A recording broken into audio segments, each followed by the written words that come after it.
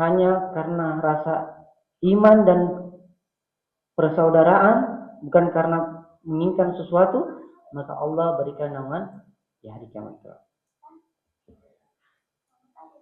Alhamdulillah,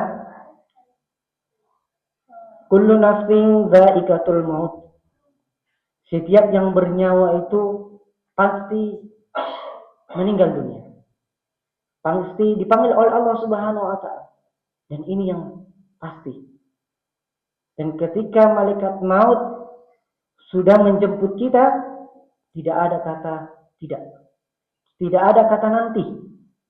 Tidak ada kata esok atau tidak ada kata sebentar. Ketika malaikat maut sudah datang menjemput kita, mau tidak mau kita harus berikut. Harus meninggalkan dunia ini. Siapapun dia. Bagaimanapun punya kedudukan orang tersebut. Mau dia orang miskin, mau dia orang kaya, sekalipun dia itu presiden atau memiliki harta melimpah di bumi, tidak bisa menggagalkan kematian tersebut. Maka dari itu sebelum datangnya hari itu, pertanyaannya adalah apakah kita sudah mempersiapkan? Apakah kita sudah punya bekal yang banyak? Apakah kita sudah memiliki amal-amal yang terbaik untuk menghadap Allah Subhanahu wa taala? Tidak ada yang tahu kapan kita dipanggil oleh Allah Subhanahu wa taala. Walaupun itu dukun, walaupun itu ulama, tidak ada yang tahu. Hanya yang tahu hanya Allah Subhanahu wa taala. Maka persiapkan diri kita dan amal terbaik kita. Jangan sepelekan amal sekecil apapun. Jangan sepelekan.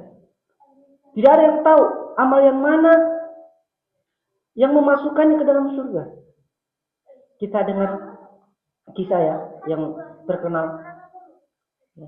Seorang pelacur bisa masuk surga karena amalan sepele. Bukan amalan yang begitu banyak betul. Dan ini hadisnya Nabi. Yang diceritakan ketika itu ada seorang pelacur yang melihat seekor anjing mengelilingi dan ketika sang pelacur tersebut melihat anjing tersebut kehausan. Akhirnya saat pelacur tersebut mengambil air dari sumur dengan sepatu yang besar, kemudian memberikan air. Dan disebutkan dalam hadis tersebut, faktor tersebut yang dilakukan yang memasukkan ke dalam surga. Maka jangan anggap sepele, sekecil apapun amal yang kita lakukan. Sekali ada kesempatan, maka itu pun amal-amalnya. Dan ketika seseorang meninggal dunia, semua amal tersebut tidak ada lagi yang bisa dibawa. Walaupun sudah memiliki harta yang melimpah, tidak akan dibawa. Bahkan menjadi bumerang atau menjadi pertengkaran. Betul tidak? Betul. Kita lihat ya. Atau kadang kita dengar saudara saling membunuh, saling memasukkan ke penjara. Faktor apa? Harta warisan. Bukannya menjadikan dia memasukkan ke dalam surga, bahkan yang menjadikannya dia masuk dalam maka ada dalam hadis Rasulullah SAW ada 3 amanat yang disebutkan Rasulullah. Ketika seseorang meninggal dunia, semua amalan terputus kecuali 3 tersebut.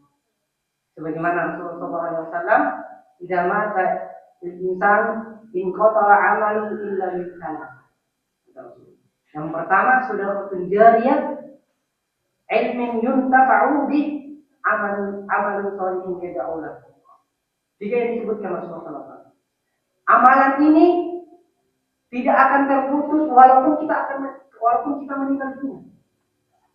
Rasulullah sebut yang pertama sedekah jariah. Yang mana dimaksud sedekah jariah? Sedekah jariah itu adalah ya, kita menyumbang di ketika ada pembangunan masjid, atau kita membuat jalan untuk umum, atau kita membuat sumur yang dimanfaatkan oleh masyarakat, atau kita mencetak buku, menulis buku untuk orang-orang yang membutuhkan. Dan ini amal jariah.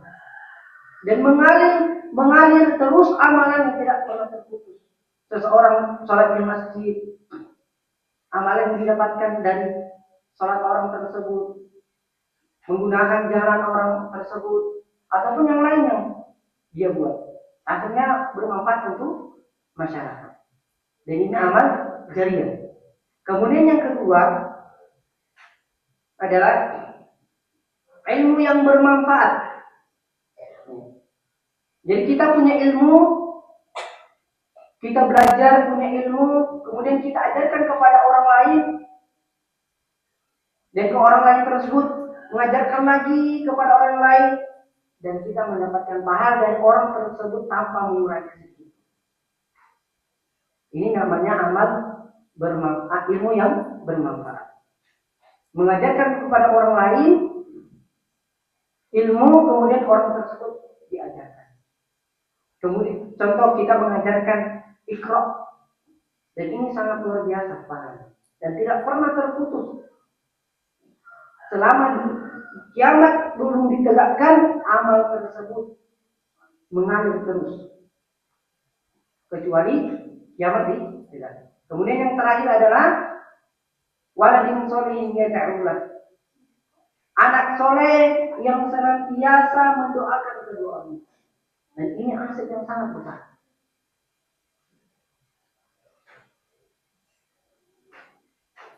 Maka didiklah anak-anak kita betul-betul menjadi anak yang soleh. Karena disebutkan dalam hadis Rasulullah SAW, di antara bentuk kesolehan orang anak tersebut senantiasa mendoakan kedua orang tuanya. Karena anak adalah hasil jeripaya orang, bukan hasil jeripaya orang lain, tapi hasil jeripaya kita. Maka didiklah anak-anak kita mencintai Al-Quran, dekat dengan masjid, berteman dengan orang-orang yang soleh. Agar apa? Agar menjadi anak-anak yang soleh, yang senantiasa mendoakan kedua orang tuanya. Jangan sampai kita memiliki anak, tapi menjadi bumerang bagi kita. Kita lihat ya bagaimana hadis ketika seseorang anak yang menghafal Al-Quran. Apa hadiahnya? Allah berikan sebuah mahkota untuk orang tuanya yang anaknya yang menghafal. Dan ketika seseorang tersebut menjadi anak yang soleh, pasti senantiasa mendoakan kedua orang tuanya. Adalah dalam hadis Rasulullah SAW disebutkan ada seorang orang tua yang divonis masuk ke dalam neraka. Dia pasrah, kemudian tiba-tiba tidak jadi dimasukkan ke dalam neraka. Kenapa? Faktor doa anaknya. Dia terheran-heran dengan kok saya banyak dosa yang saya lakukan. Tapi kata Allah, ini doa dari anak yang selalu memintakan ampun kepadamu. Maka orang tua tersebut tidak jadi masuk ke dalam neraka. Faktor apa? Faktor doa kedua orang tua. Maka dari itu didiklah anak-anak kita menjadi anak-anak yang soleh, yang dekat dengan masjid, dan dekat dengan Al-Quran, dan senantiasa kesehariannya adalah dengan Al-Quran. Ini mungkin dari saya pribadi, ya, nasihat untuk diri saya dan kepada jamaah sekalian. Kita doakan anak-anak kita menjadi anak-anak yang soleh dan berbakti kepada orang tuanya. Rabbi habli minas sholihin. Kita tutup doa pertama ini. Subhanallahumma wa bihamdika, asyhadu an la ilaha illa anta, astaghfiruka wa atubu ilaik.